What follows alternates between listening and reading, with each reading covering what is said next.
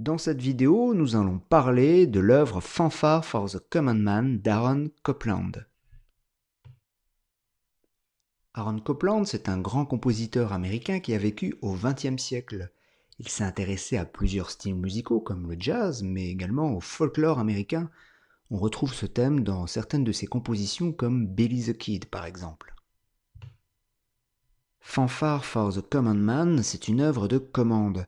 Pendant la Seconde Guerre mondiale, aux États-Unis, un chef d'orchestre qui s'appelait Eugene Goossens et qui dirigeait le Cincinnati Symphony Orchestra a passé commande de plusieurs fanfares patriotiques. Parmi les 18 compositions, donc on retrouvait cette fanfare d'Aaron Copland.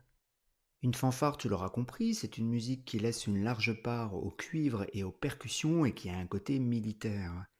La fanfare d'Aaron Copland est patriotique car elle a été composée en 1942 dans le contexte de la Seconde Guerre mondiale, un conflit dans lequel les États-Unis étaient entrés en guerre récemment depuis 1941. Dans cette fanfare, il y a un thème que l'on va entendre plusieurs fois et qui est composé à partir d'une cellule rythmique très simple de 3 notes. 1, 2, 3. Voici le début de ce thème.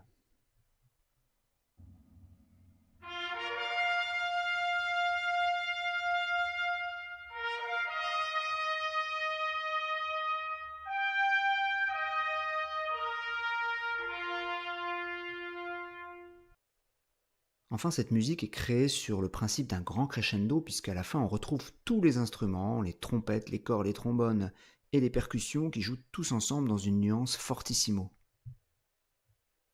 Allez, on récapitule, retiens que Fanfare for the Common Man est une œuvre de commande patriotique dans le contexte de la Seconde Guerre mondiale.